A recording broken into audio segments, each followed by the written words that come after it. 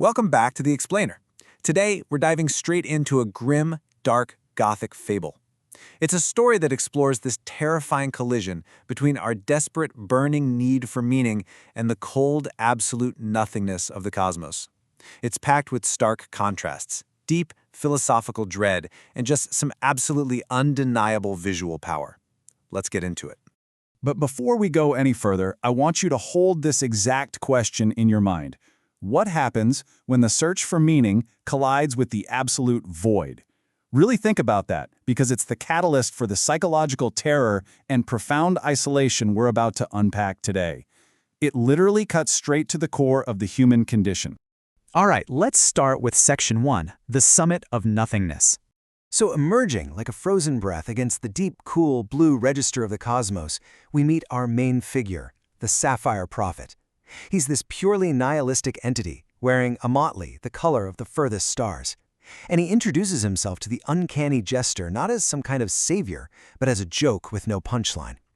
He carries absolutely no burning light for the soul, just the icy brilliance of total emptiness.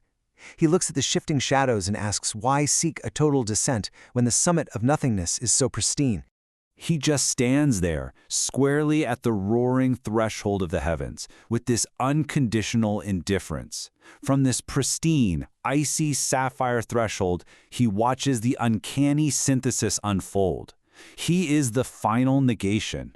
It's literally the absolute void looking right back at existence. Moving on to Section 2, the Creed of Sapphire Ice. Now, as he speaks into the empty cathedral of the night, his terrifying philosophy really starts to take shape.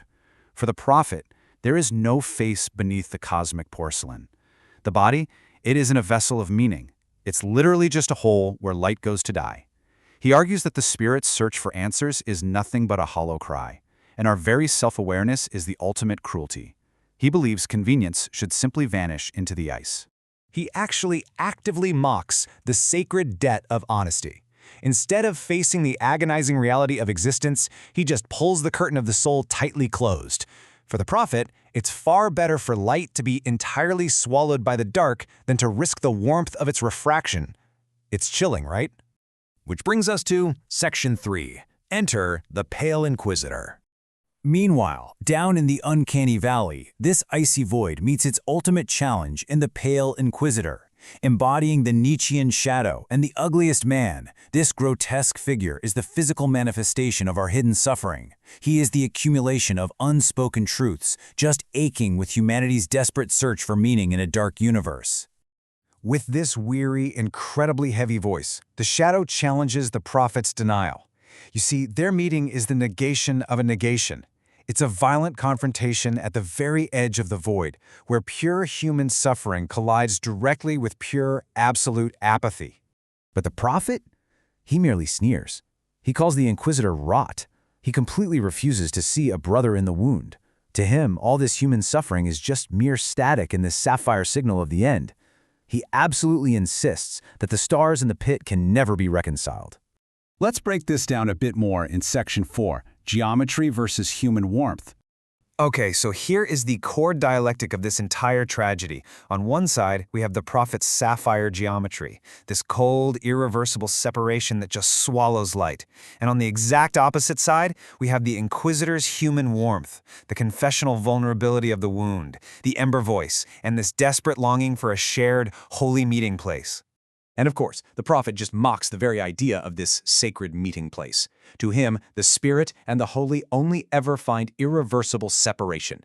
He views our human connections as a pathetic performance by an architect who is just afraid of reality.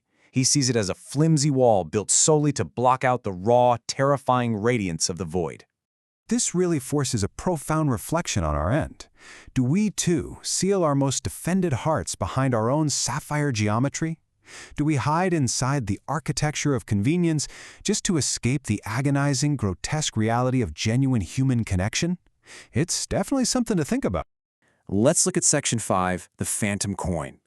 So, reaching into the dark, the prophet holds up a phantom coin, and he openly mocks the violet coin of shared reckoning that the Inquisitor values so much. He is terrified that the messy fire of recreation might melt his pristine architecture. so he demands that the familiar be entirely forgotten in the ice. By making this choice, the prophet chooses the path where the mask and the face never, ever meet.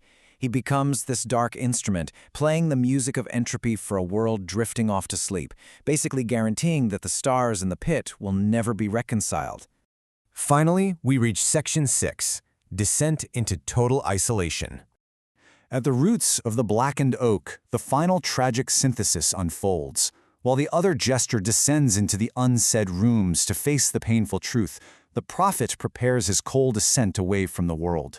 He chooses the peak of vanity, entirely abandoning the sacred vigil. He hears the ringing verdict, but he meets it with pure, icy indifference. To avoid what's known as the blight of revelation, he just pulls the curtain of his sapphire soul completely shut. He would much rather remain asleep in the void than endure the brutal honesty of waking up. And so, his own bells remain entirely silent. The void, as we learn here, can simply be met with denial. He vanishes into the sapphire distance, acting as the ultimate negation and leaving the Pale Inquisitor completely alone in total, crushing, absolute isolation.